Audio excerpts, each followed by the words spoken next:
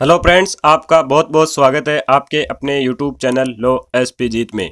अगर आप एक एडवोकेट बनना चाहते हैं या अपने बच्चों को एडवोकेट बनाना चाहते हैं तो इस वीडियो को पूरा देखिए। इस वीडियो में हम जानेंगे कि वकील यानी एडवोकेट कैसे बने, एक वकील बनने के लिए हमारे पास क्या क्या क्वालिफिकेशन होनी चाहिए, वकील बनने के लिए क्या पढ़ना पड़ता है, वकील बनने के लिए कौन सा एग्ज़ाम देना पड़ता है।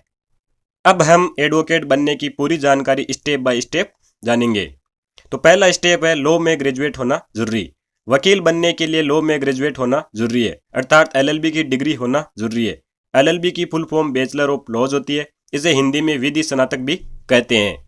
अब हम देखेंगे कि एलएलबी कैसे करें। एलएलबी आप दो तरीकों से कर सकते हो। पहली 12वीं पास करने के बाद जो कि 5 साल का कोर्स होता है, दूसरी स्नातक यानी ग्रेजुएशन करने के बाद जो कि 3 साल का कोर्स होता है। अब हम 12वीं के बाद एलएलबी करने के प्रोसेस के बारे में जानेंगे। इसके लिए सबसे पहले आपको 12वीं तक की स्कूल की पढ़ाई पूरी करनी होगी। आप यह पढ़ाई किसी भी सब्जेक्ट को लेकर कर सकते हैं। एलएलबी करने के लिए आवश्यक नहीं है कि आपने 12वीं कक्षा किसी विशेष विषय से पास की हो। आप 12वीं कक्षा आर्ट्स, कॉमर्स या साइंस में से किसी भी सब्जेक्ट से कर सकते हो। 12वीं के बाद एलएलबी की पढ़ाई करने के लिए यूनिवर्सिटी में प्रवेश लेने के लिए आपके पास दो विकल्प है। पहला, बिना किसी इंट्रेंस एग्जाम के एलएलबी में प्रवेश। दूसरा, इंट्रेंस एग्जाम देकर पास होने के बाद एलएलबी में प्रवेश। अब हम इन दोनों को विस्तार से समझते हैं। पहला, इंट्रेंस एग्जाम के बिना एलएलबी में एडमिशन। भारत में ऐसे कई प्राइवेट कॉलेज हैं जो बिना किसी इंट्रेंस एग्जाम के भी एलएलबी में एडमिशन देते हैं। यह कॉलेज किसी न किसी यूनिवर्सिटी से जुड़े हुए होते हैं।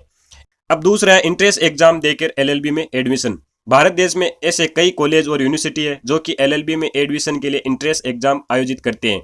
भारत में ऑल इंडिया लेवल पर कलेट एग्जाम बहुत ज़्यादा प्रसिद्ध है, जिसका पूरा नाम कॉमन लॉ एडमिशन टेस्ट है। इस एग्जाम को देने के बाद आप लॉ कॉलेज में एडमिशन ले सकते हैं।